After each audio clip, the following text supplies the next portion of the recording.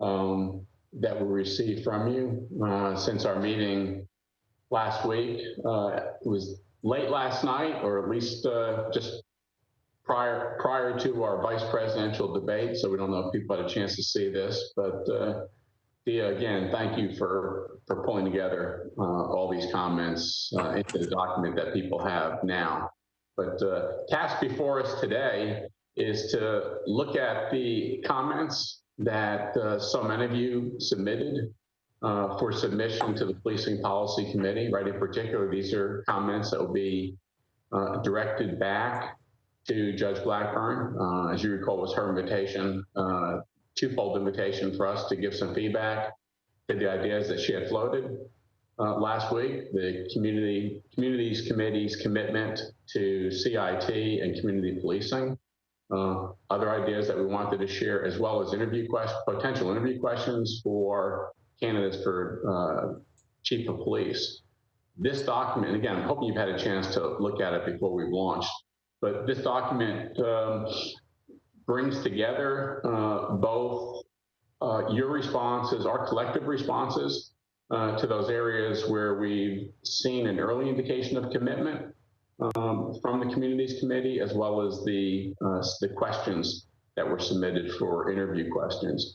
Each of these areas, we tried to come up with, not only the standard, right, the kind of imprint of sorts definition for community policing, for co-response, for CIT, but a definition that incorporates more of a behavioral health view, as well as the standard definition that's out there, right? So it's hopefully it really does reflect our listening to your comments, our pickup on your comments, and then after that definition, we hope you absolutely recognize ideas that you have put forth. We've done just a little bit of wordsmithing on those to try to keep the cadence of those recommendations consistent, but we've gone from the definition then to some strategy comments, and then broken out some real clear recommendations in each area. So that's the format. And again, this should be, hopefully you look at this and it absolutely reflects the collective individual comments we received. So that's what brings us to this morning. We really need a review of this today. If whatever modification of the information in front of us needs to happen, we can take care of that today. The goal is we have to get this out by what time today? Like early this afternoon? Yep. So we will, we're literally going to make changes to this now and send it out to Judge Blackburn as soon as possible.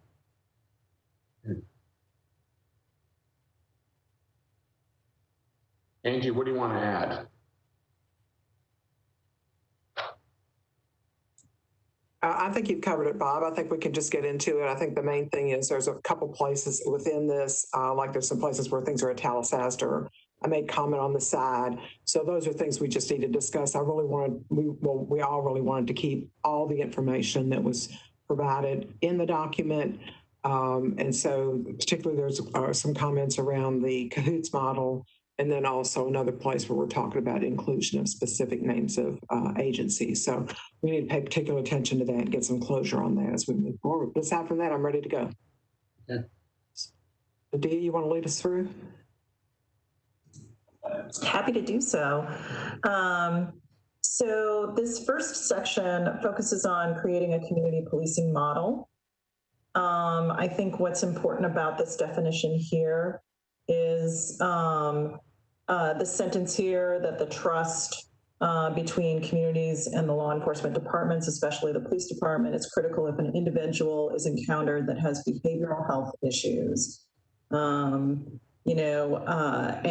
so what really needs to happen and how that community policing model connects directly with, a crisis response and behavioral health services. So here are some general conditions of community policing that we received from the survey. So really strategies recognizing the needs of the whole person, really addressing homelessness, cultural awareness and sensitivity, so that cultural competency piece, especially also really taking into consideration ACEs and traumatic stress and vicarious trauma, and then also restorative practices. So in this section here, we have really EWAC's recommendations, very specific recommendations. So the first one is community policing efforts must align with existing behavioral health outreach programs to create efficiencies in serving the public and seamless referral to services, supporting the no wrong door approach. Policing, the second recommendation is Policing Policy Commission must require the inclusion of trauma-informed principles in policing policies. And the third recommendation is develop engagement opportunities for law enforcement officers and street outreach workers so that if an individual has disengaged from treatment, they can be quickly connected and time is not spent reinventing the wheel for that individual. Consider a partnering of agencies with officers to walk the streets together. So this is not in lieu of CIT, or co-response or a future model of, emergency response. This is really to support that relationship of community policing with the community and connected to behavioral health services. Down here, as you can see, there's a footnote in recommendation 1. And Angie is asking if we should, identify all the current available services that the police should be aware of, all the behavioral health outreach programs that the police should be aware of. So I can take, as council members respond, I'm happy to make some changes to this document. It will be hard, I think, to list everything. I think we've said such as, that would be my opinion, because, these are all very. Leave that the way it is, Pam? I would. I think if we list every single agency, we'll never list everybody. Somebody will feel left out, and this is, we could just say such as. Mm-hmm. I agree with Pam. This is Dan. Are there, I don't even know how many there are. These look like the major ones. Is that right? I might consider adding the VA in there. They've got a pretty substantial homeless health service. But agree that we're never going to hit them all. We could also put a caveat to, we can provide a list of resources. These are year to year going to be needed to be updated. So this is current as of today, but next year it could be very different. Right, and the co-op has a large homeless team too. We have the PATH contract, so again, we can just keep going forever. So, right. I think I think this covers it well. This is Robin. I think it might be helpful not to list individual agencies, but the types of agencies that are involved. Have a list in the background if they're ever. I want this to look robust to who is ever looking at it, and I think just having, as important as they are, just having the two that we have, it does not leave us, I don't think, as robust in the eyes of the people that will be viewing this that don't know us and don't know what we do. So I think we have to, from our viewpoint, this is great, but I think from the viewpoint of people less familiar, add the VA, don't add them by name, but just, add additional providers, homeless, just make reference to the different types that would be involved and then offer possibly a list of more, because I think that's going to be important to those folks. So Robin, if I may just jump in here, in consideration of time, do you think that's something that the council might be able to do at its next meeting, is put together a full list of resources, behavioral health resources for MNPD? Yeah, and I'm not asking for that full list today in any way, shape, or form. I just want a reference to it. And yes, at another meeting, we can work on that. It's a great point. So Robin, I'm a little confused. So you're thinking we should not mention, so we should not have the footnote? I think we need to have the footnote. I think we need to make reference to the types of different agencies that we would then later develop a list of and include. Okay, well then I would say that we don't need a footnote. If we just reference type of agencies, we can do that in the body of number 3. Yeah, The footnote was there really to address what we anticipated to be this conversation. So we didn't want anybody to feel left out. We didn't want anybody to feel like this was an all-inclusive list. And we felt like pulling it out of the body of number 3, footnoting it, would indicate that these are just a few organizations. It's not all-inclusive, but we also wanted to give enough guidance. Remember, it's we recognize, right? We look at these names, we recognize somebody reading this. We didn't want it to be so overwhelming either that it's like, so what are those?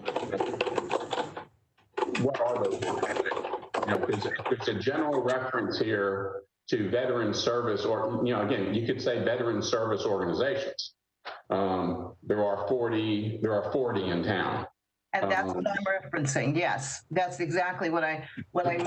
It's something a little broader that I think if somebody's looking at this and just sees mobile prices and psychiatry, I don't want them to think that's all it is. And those, keeping in mind the people that are looking at this may not really have knowledge of what we do.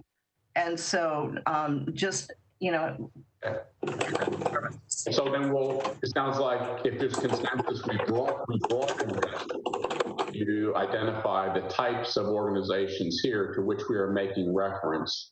We can footnote that we are happy to make a list available. Exactly. Just the by type of organization. Yes, yes.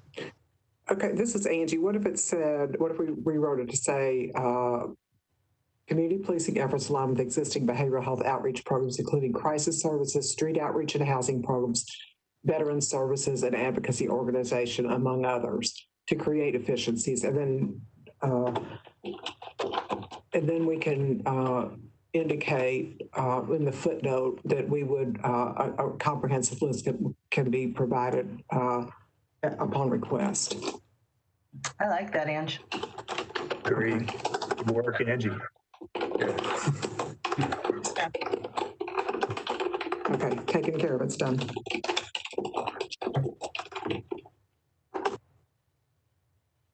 Thank you, Dave.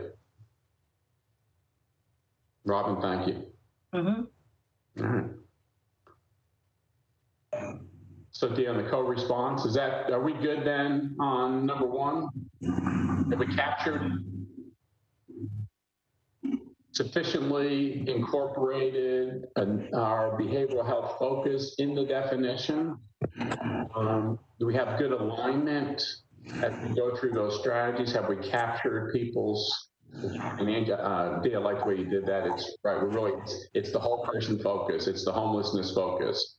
It's the recognition that we have to have streamlined mechanisms in place, right? We're going to be effective. We can't have people working here and then getting lost, right?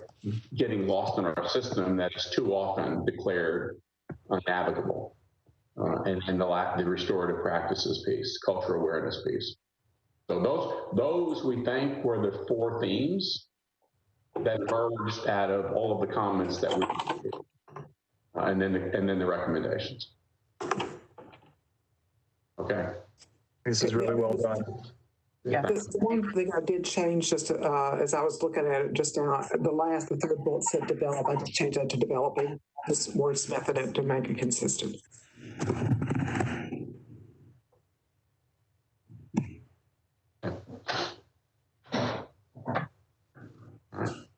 Okay.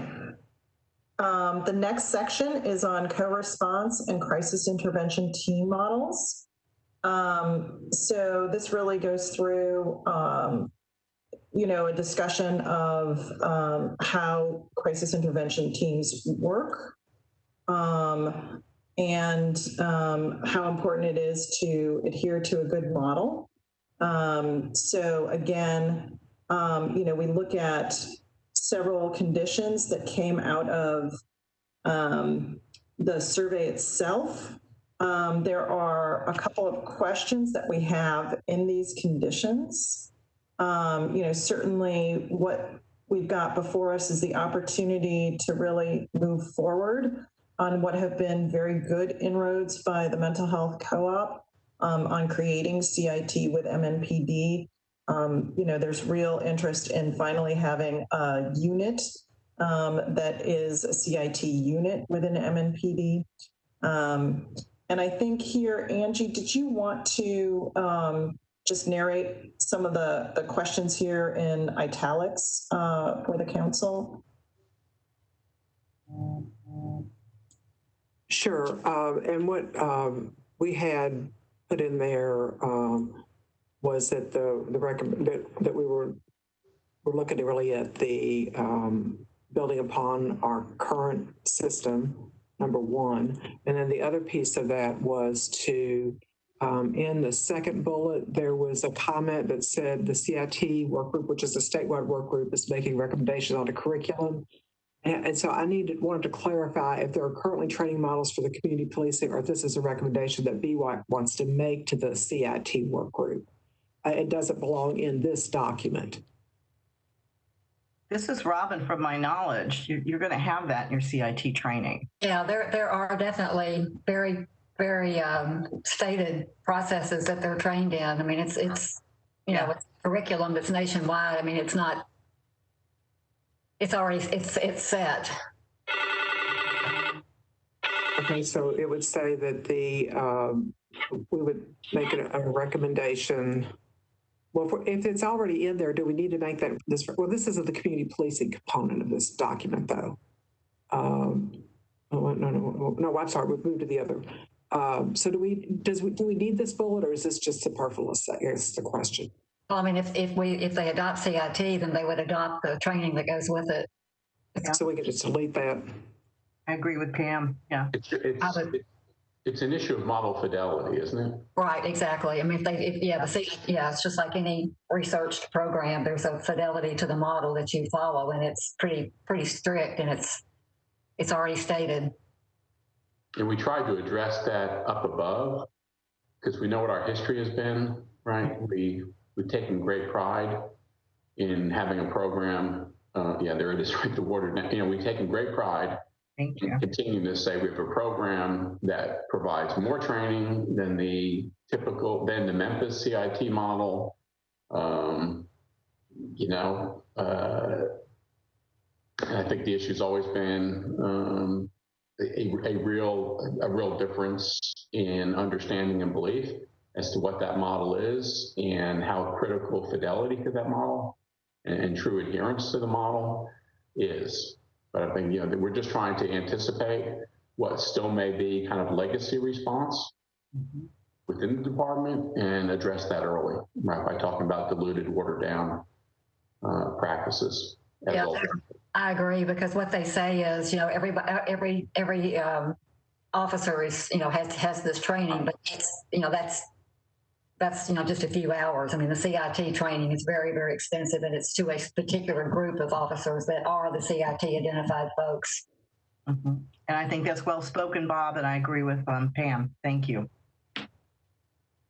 Maybe we just put a comment in here too about how critical fidelity to, we can come up with something about. Yeah. Yeah, I agree. I think we need to say it's the CIT model that's accepted and fidelity to the models. Yeah, and it starts with training through implementation. Right. And evaluation. Right.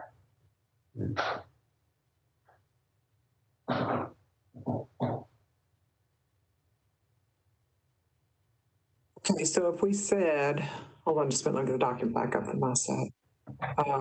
If we said it's critical that fidelity to the CIT model, which is a proven evidence-based model across jurisdictions, is adhered from training through implementation, would that work? And Angie, the only thing I would add is through national systems. I'm sorry. Say it again. Just add the word national in front of jurisdictions. Okay. So that gives the broad, the fact that this is not just in Tennessee, that it's practice. So across jurisdictions. Dia, that's likely to end up in a maybe a bullet where we just pulled out the CIT worker bullet. Is that what you're thinking? Yeah, that's what I was thinking. Yeah, it's critical to the fidelity of the CIT model, which is a proven evidence-based model across national and international, really. It is international. It's international. Yeah. Jurisdictions. Okay, it's critical to, We can, from training through implementation.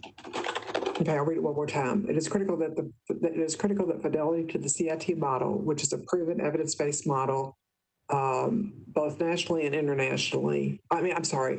Model across national and international jurisdictions from training through implementation. Or maybe we should say fidelity from training through implementation of the okay.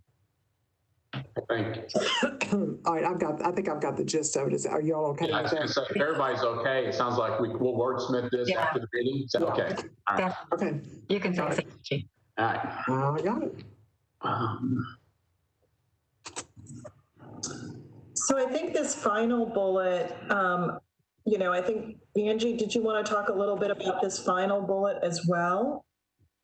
Yeah, the reason I put that in there again is this was actually in the comments that came back. There seems to be like if we're saying in one section of this that we want to recommend CIT, but then here we bring up a different model.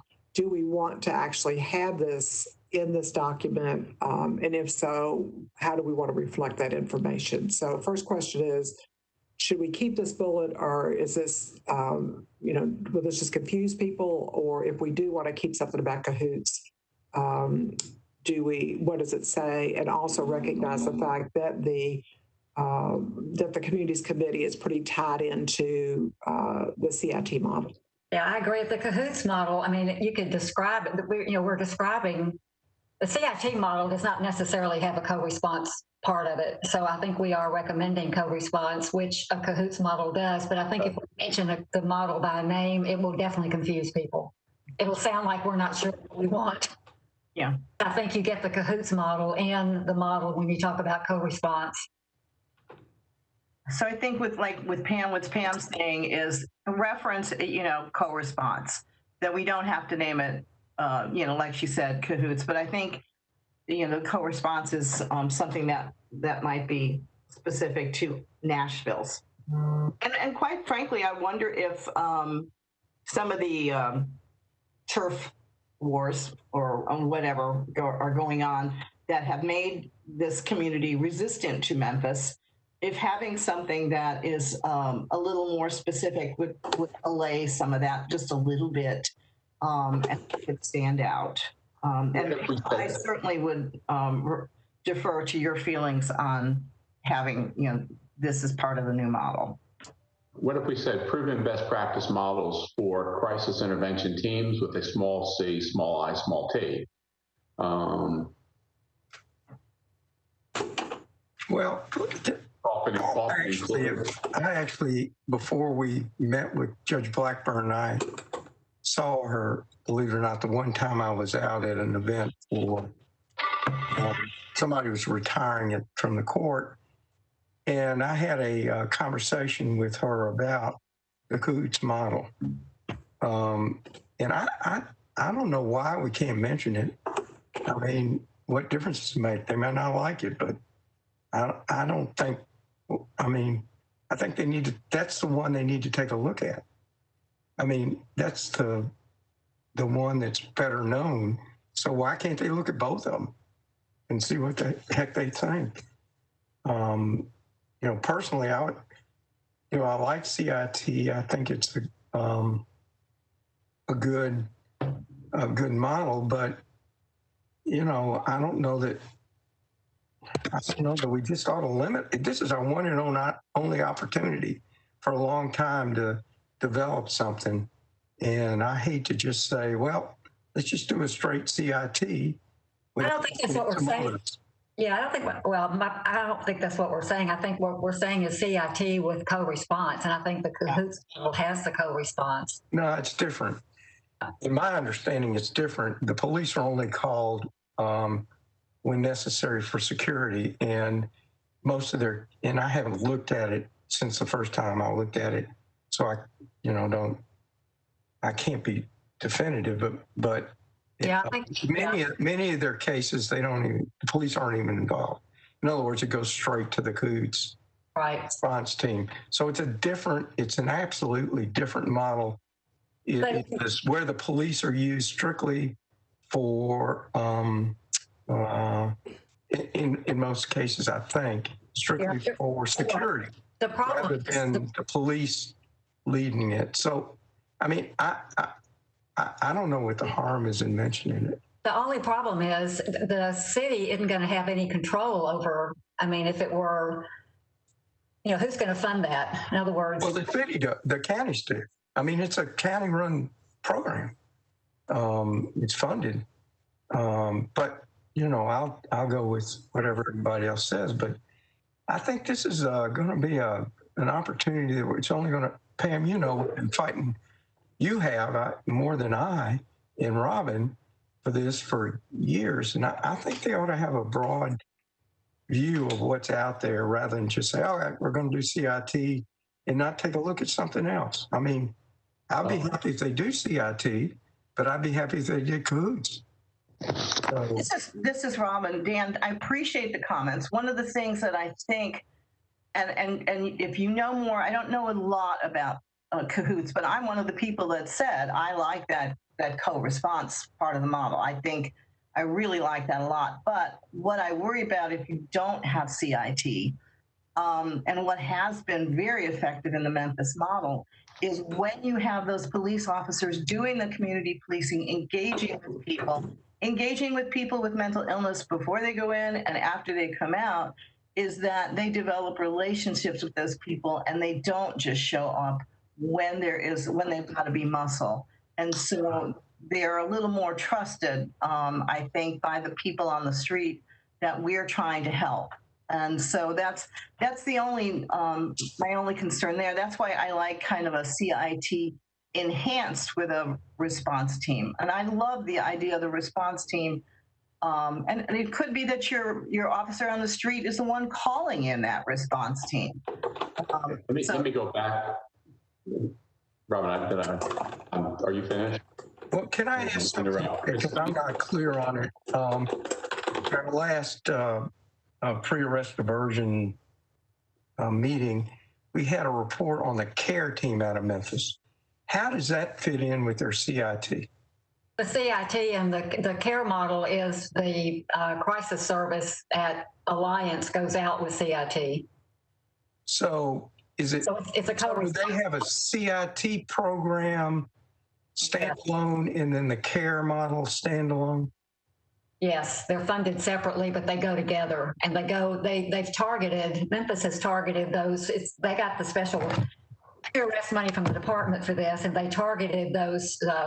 What is it, like 400 or 500 people who call 911 so much? Yes. So that's the care. They don't go out with every CIT call, but when the call comes in, it's one of these high utilizers. That's when they go out. So it is a modified co-response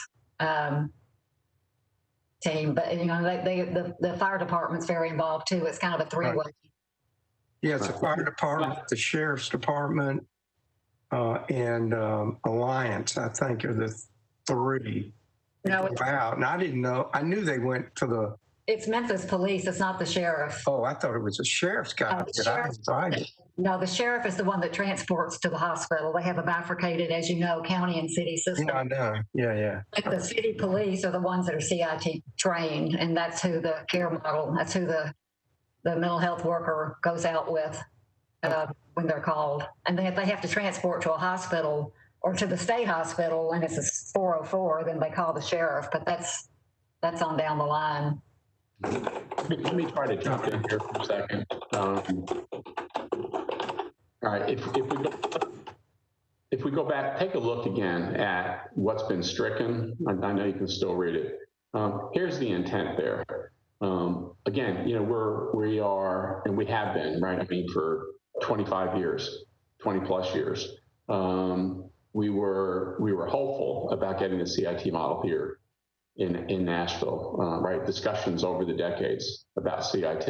The intent here was to bring to the surface the conversation that we're having right now, right? I mean, there have been other models that have emerged over the years. I was trying to incorporate what the other comments that were said, right, directly about Cahoots, but also about co-response. And it's real purposeful here to say that these other models are deserving of review, so that, you know, as the considerations being made, I mean, because what I'm hearing are things like, you know, we want CIT, but we want CIT with co-response. We want CIT, but we want CIT with this. What's the name of that model? I mean, it's like, it's the CIT model, right, with some additional, it's CIT enhanced, I think, by some of the other proven models that have come up, right, in decades since the original CIT model. And that's the only purpose of this statement here. And I think as we were pulling this together, we did recognize it comes with a little bit of risk of confusion, right? So are they recommending 2 models? Well, look at the recommendations. So again, look at the first part of that as just our acknowledgement that there's a broader discussion. There's a request to make sure that we're looking at other components. The 2 would enhance CIT, but our recommendation in that section is CIT. I think that's well said. Adoption of CIT unit using a co-responder model. Right, I think that's well said. I think, you know, the Memphis model goes way back to the early 80s. I think it's been refined so that, you know, there is a co-response going on in Memphis now. So, right. So if we go back to the statement right before the bullets that says Metro Nashville Davidson County has a unique opportunity to build upon existing programs and develop and implement a crisis intervention team, and we could add with a co-response component. So, and if you did that, Angie, I think I would like to ask, such as the care team in Memphis. I wouldn't reference Memphis. You wouldn't? Okay, thank you. Well, let me just tell you, their care response team is very, very, very strictly, and it's very small. It's 1 case manager, 1 crisis worker. They go out with these people who are calling 911 a lot. It's not broad. So I just think it's still in its infancy. Okay, thanks, Pam. And Dan, the thing about if we don't reference CIT and it would be just the Cahoots, then you've got a whole group of police that aren't specially trained in anything. Right. I agree. I mean, I don't dispute what anybody said, and I agree with what Bob said. I just, as you said, Pam, CIT was developed a long time ago, and I think it is developing more with co-response. So I'm happy with that. I don't have any problem with that. Okay. Okay. Should we bring back that bullet then that was stricken, since our recommendation's clear? That right there. I mean, again, we're saying proven best practice model, right, for crisis intervention should be explored. Crisis assistant help. So the Cahoots model is another often referenced law enforcement crisis intervention model deserving of review. It's a team-based model that's been in existence for 3 decades.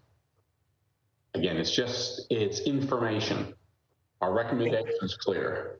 Pam, do we have a head-to-head or some data to support each of those models? Should they come back to us and say, I'd like to, you know, it's been there for decades. What are different communities doing? We do on CIT. I don't know enough about the Cahoots model. I'm sure it's been researched, but CIT has fidelity. I mean, it's very strict. The outcomes are there. Right. It's nationwide. You know, and again, it's a especially trained police in this model. In the Cahoots model, I don't know how the police get trained in that model. I just don't know enough about it.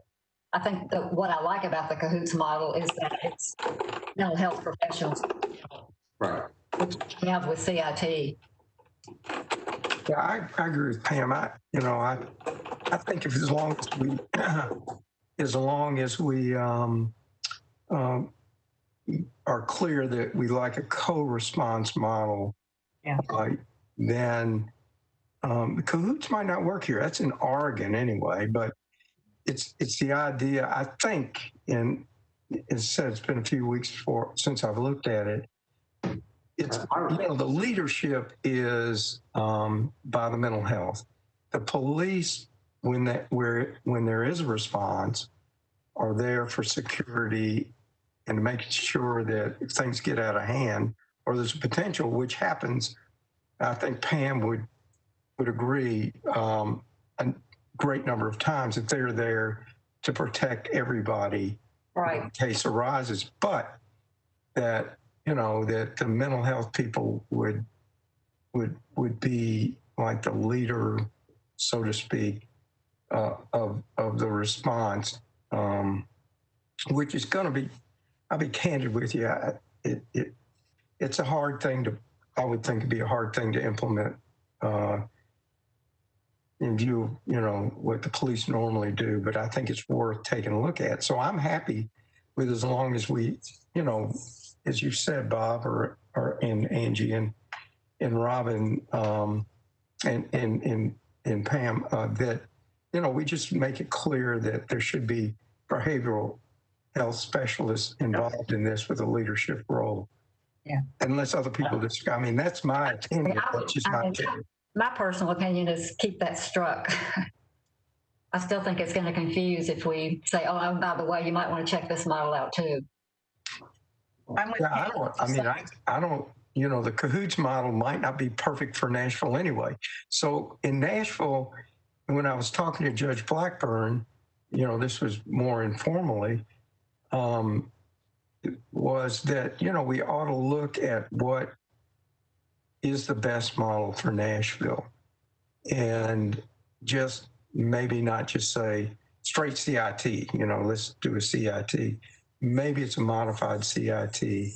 So to make sure that the behavioral specialist has a leadership role in the response, and the police, in some instances, they'll have to take it, depending on the circumstance, because if you get in these domestic situations or sometimes really in drug situations, it can get, from my experience, when I see it, can get pretty dicey from the get-go. But in others, police could just be there for security reasons. Pam, am I? No, you're right. I mean, we already go out with SWAT. SWAT actually is more CIT trained out of the police department than any part of the officers on the beat. And they call us. We have special SWAT team that goes out with the SWAT team for, people who are, barricaded and need to be talked down. They definitely defer to us. So I think the police, I think if you had a CIT program, that's a specially, trained group of police. It's not the whole force. And I think they're, they would be open, and I know they're open to co-response. So, I don't know. I've said all I need to say about it.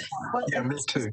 This is Robin. I think it's important to look holistically at CIT, because what we're talking about right now is just response. And holistically, CIT is more than just response.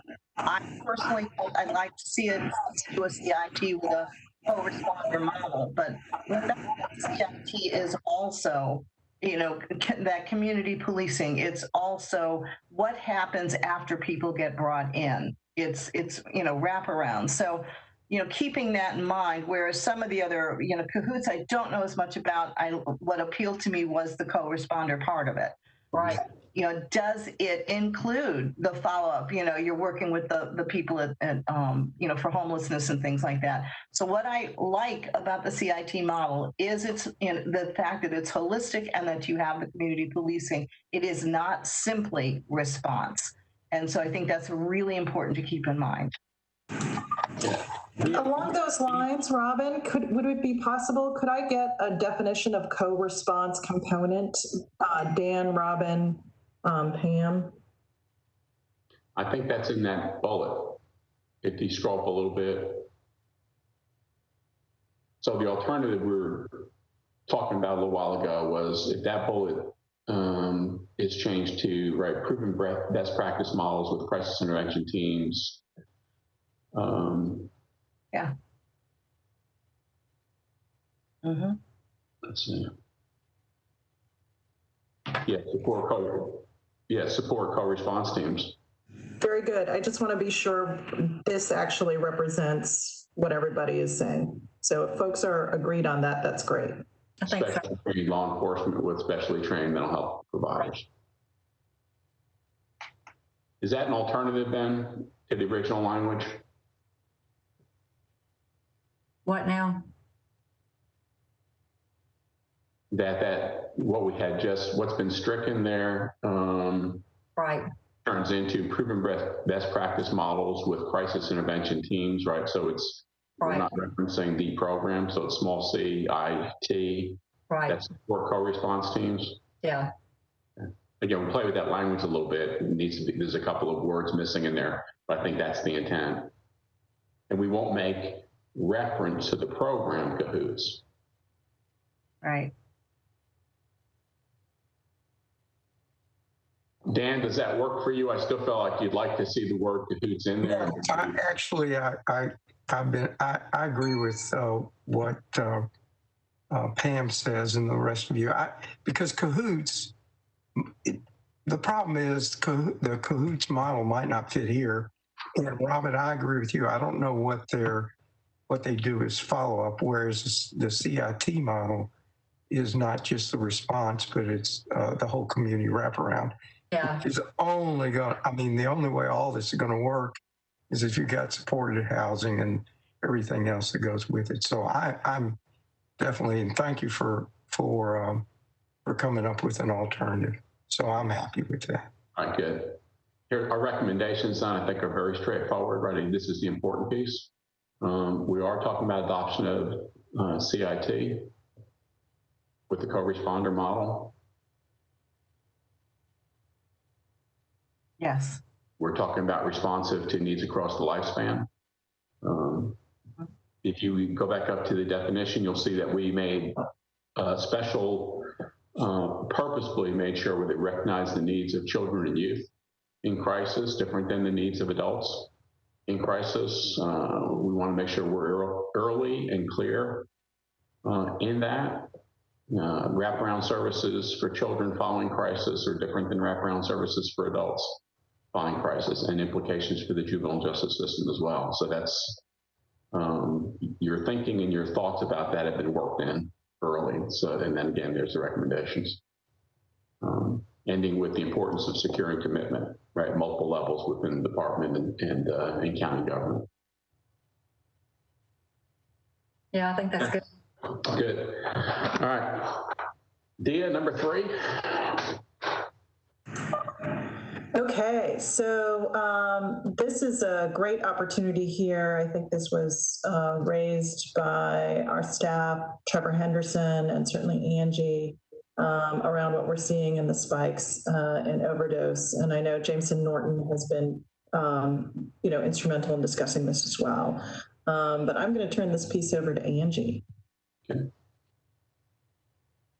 Okay, and I want to recognize also Pam in this because she was really been instrumental in kind of putting this forward as well. So I thought within the context of this recommendation, thinking about best use of all metro departments and interface with fire, police, and then also the impact, the burden on emergency rooms. We know that when EMS responds to a call, sometimes NPD does also, sometimes they don't. The issue is that in Nashville, EMS cannot transport to the crisis treatment center. So they're transporting everyone to the ED. Not everyone necessarily needs to go to the ED. So that's burdening the ED. It makes people sit in the ED and, behind other people because they're not having a heart attack or not in imminent danger of death. And then they have to go through a full medical workup before you can bring in the psych consult. So there's a lot of delays in that, but there's also a lot of misalignment of use of systems and scarce resources. So what Memphis has done is they applied for a waiver from CMS. And Pam, you know more about this. So I'm going to turn this to you at this point so you can explain that a little more.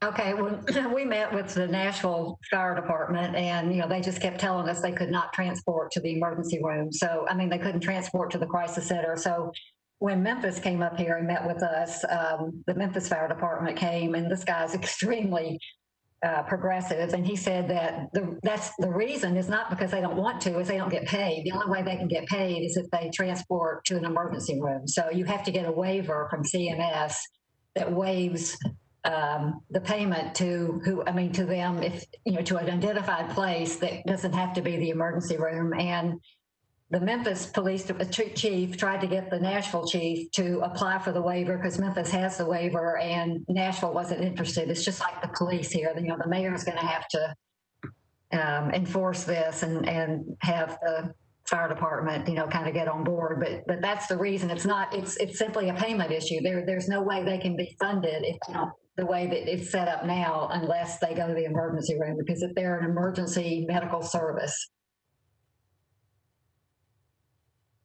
This is Robin. There's something else. There's another element I would really like to add to this.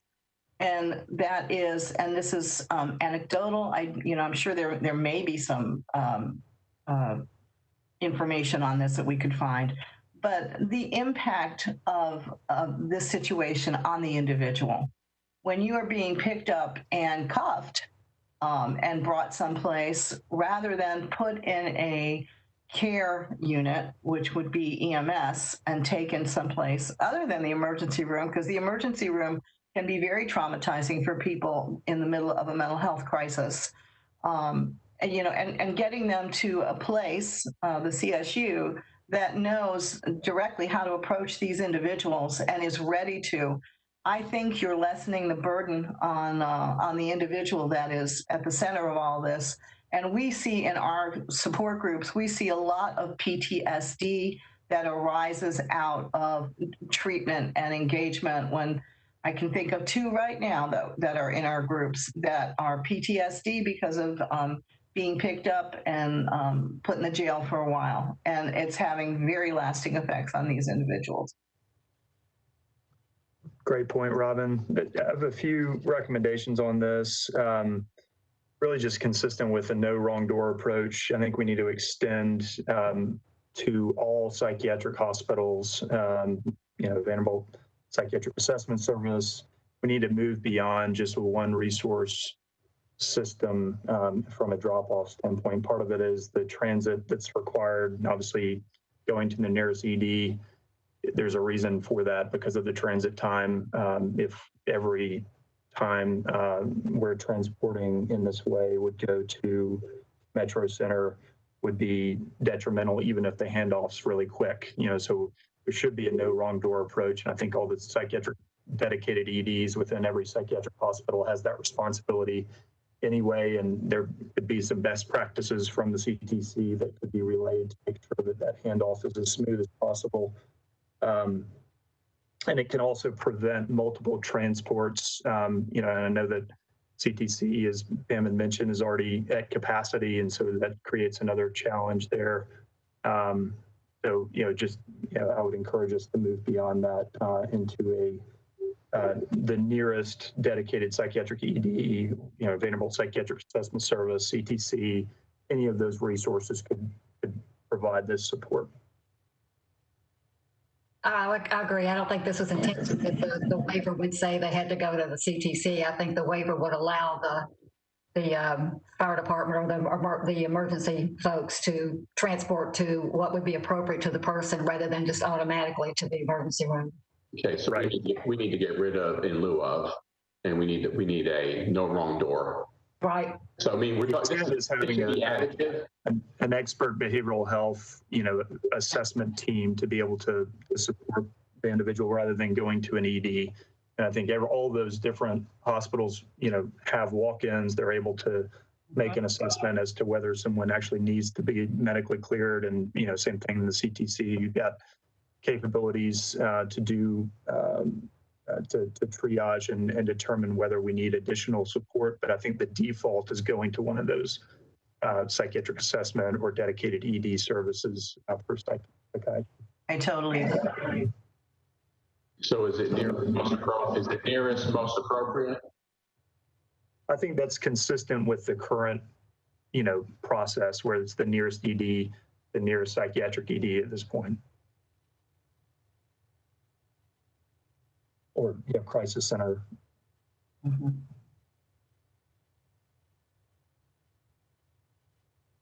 Okay. Good. Yeah, the intent was not to make it restrictive, and I think that's a good catch, Jameson. Yeah. All of a sudden, we cut out some really critical resources Yeah, I had, unintentionally. what if we did something along the lines of, need to extend a no wrong door concept in which transport to the nearest dedicated psychiatric service, including crisis treatment service or emergency department, whichever is appropriate to the need of the patient, is utilized. And then put something there about an expert behavioral health assessment team. Include that in that. Would that work for everybody? I like it. Yeah. Davidson, does that capture what you're saying? Yeah, no, I think that's great, Angie. Okay. And then let me ask one other question about this. So we want to, where is the in lieu of? Right in the middle of the bullet line. Number one. Right there.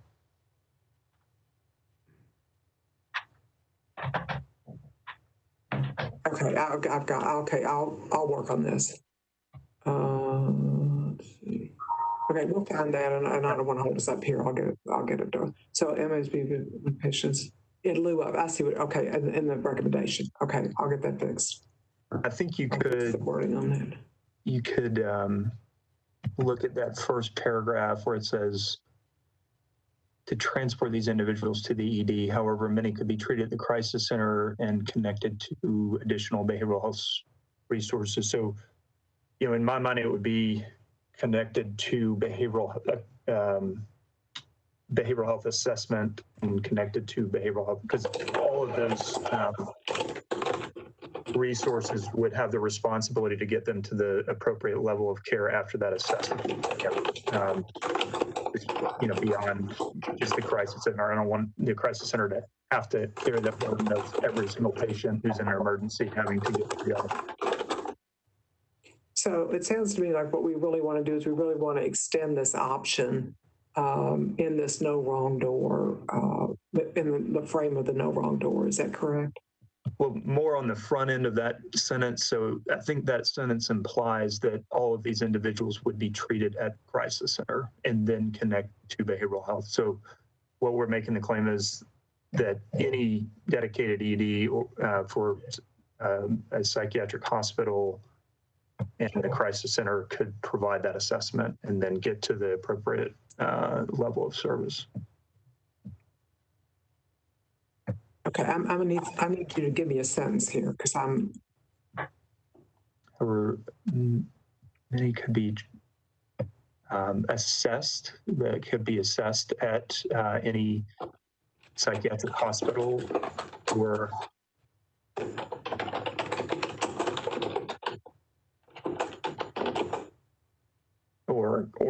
crisis treatment center. And sent to the appropriate level of care. So that you've already got that. You can delete to behavioral health assessment.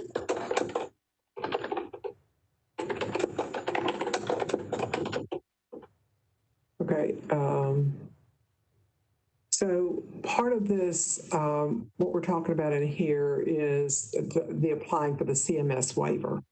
So is what we're saying now, is that are people gonna be clear on currently that this would create another option for EMS to transport? But that's probably what we needed to say. Right now, it sounds like we want a CMS waiver so they can send everybody, we can just divert around the emergency room. But maybe it needs to be written in a frame of, in addition, this provides an additional option. Yeah. Something like that. Yeah, it gives them, I mean, there's their choices depending on the person's, it's the most appropriate treatment center, so it doesn't have to be always an emergency room. I Right. think that last I think we can work on this. I think we can. I'm sorry. I think that last sentence addresses that, but we can work, we can get back. Yeah, I think what we don't want is to say, I mean, we don't want them just to apply for a waiver. I think the waiver is the mechanism. What we want is for EMS to have the ability to transport to the most appropriate treatment resource. And then therefore to do that, that's my understanding, to get a waiver. I think to lead out with, we want a waiver, it's backwards. Okay, we'll work on this language then, and because I think it may take us a few minutes to do that. I don't want to hold the group up, but if everybody's comfortable with the concept, we can do that. Yeah. Does that work? Works for me.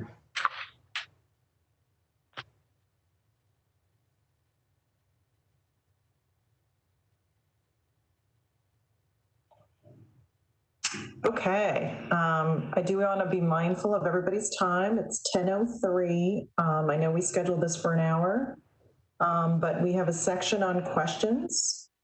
And I think, my recommendation here, if you would indulge me, Bob and Angie, would be to really pull out the area of questions that really speak to the recommendations we're making.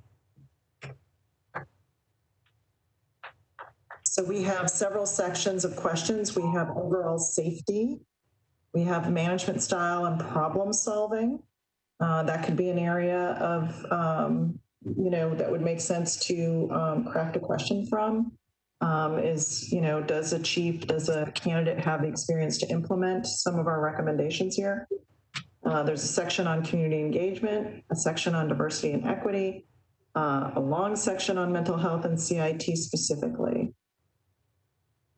And then we get down to community policing, force culture, trauma.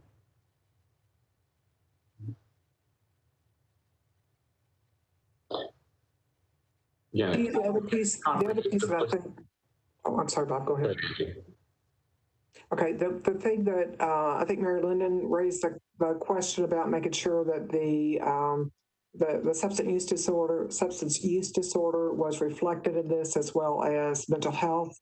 So I think that in crafting whatever questions go, that we're intentional in recognizing both of those in the question, or questions. Any harm in submitting all the questions as we currently have them? That was a question I was going to bring up. Is these are great questions. I'm a little concerned on the prioritization. In my mind, I think focusing on the core components of what we've had in the rest of this document might help judge in getting to the core of what we feel like we can get to. Yeah. So, I mean, some of the safety management style problem solving, I would assume that they're already included, even though they're great questions. It might help them to focus if they have to choose just a couple of these questions, but that's my only thought. I mean, they're great otherwise. And this is right.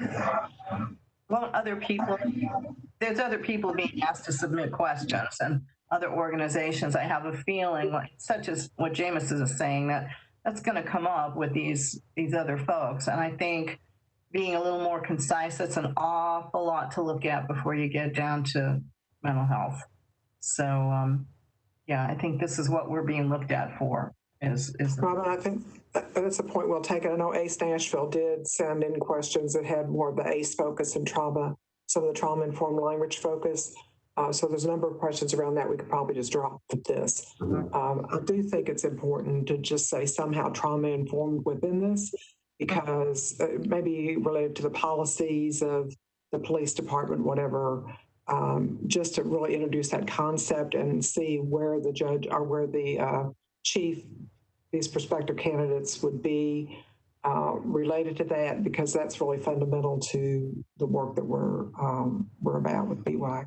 Yeah. And I think we do, somebody just mentioned, substance use. And we know that at least 50% of the people with mental health issues are going to have substance use disorder issues. And so I think it is important to, make it clear while we are talking about mental health, and there are some very specific needs within mental health, when that is the primary, that there is going to be that occurring. All right, so general direction that we focus more on mental health, CIT, and we're adding the trauma focus here as well as screening these questions so that they're inclusive of substance use disorder. Yeah. I think the mental health CIT, community policing, I also like the force culture section just because of the support to first responders, knowing how this can be inducing trauma and the support needed for them. I think those are our core competencies there. Yeah, I agree with it. Diversity, equity.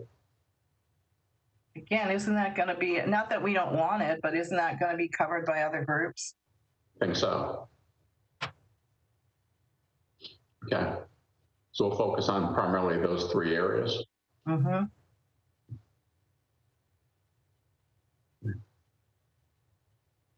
again, I think we collectively want to recognize, Jameson, you said it well, really good questions here.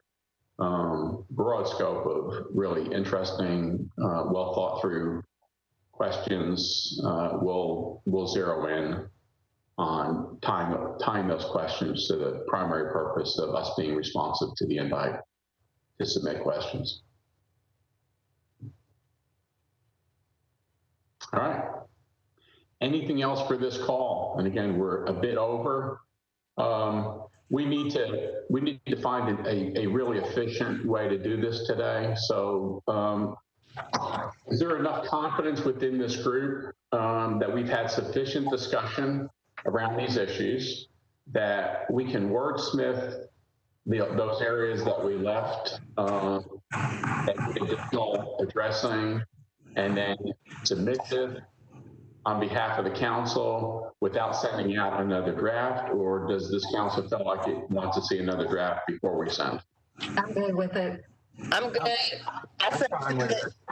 Would someone give us a recommendation then? Yes, I move that In the form of a motion, yeah, in the form of a motion.